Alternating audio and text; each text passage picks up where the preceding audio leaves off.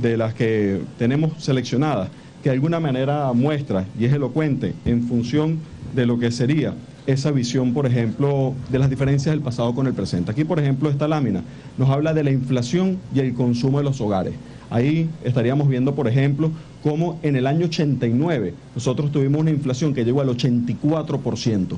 Y teníamos una visión desde el punto de vista del consumo de los hogares, que es la línea roja que vemos ahí, ese es el consumo de los hogares. La línea roja es el consumo de los hogares, las barras son la conducta de la inflación.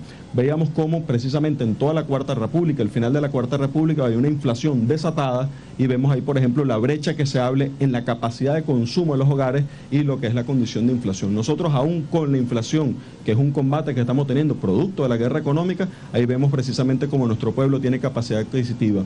Tema concreto, número concreto, se ha duplicado la capacidad de consumo de los hogares en nuestro país. Yo quisiera mostrarle, presidente, la diferencia que hay, que es construcción de la revolución, la diferencia que hay en la protección del pueblo a la visión que tenían en el pasado. ¿Qué fue lo que hicieron en la década del 90? ¿Es mentira acaso que agarraron y repartieron más del presupuesto de todo el país? Más del presupuesto de todo el país lo repartieron cuando fueron a la crisis del sistema financiero. ¿Y a quién le dieron ese dinero? Ese dinero se lo dieron fue a los banqueros, no se lo dieron a los usuarios del sistema financiero.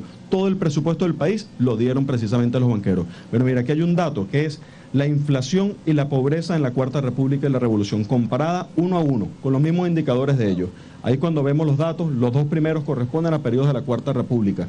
Ahí nosotros vemos, por ejemplo, una inflación de 70% y veíamos que la pobreza estaba en 39 puntos. Vemos posteriormente una inflación de 103%, la pobreza en 42%. Vemos periodos nuestros. Vemos, por ejemplo, una inflación en periodos nuestros de 56%, pero la pobreza en 9.8%.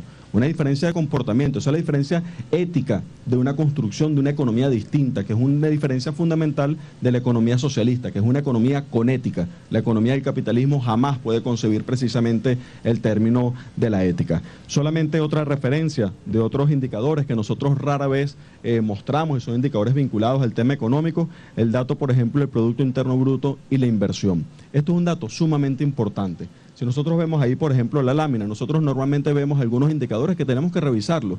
Nosotros no tenemos miedo a decirlo. Nosotros seguiremos midiendo con los mismos indicadores que nos dejaron el capitalismo, pero tenemos que generar nuevos indicadores. Esto es un desafío desde el punto de vista de la discusión. Fíjense este dato.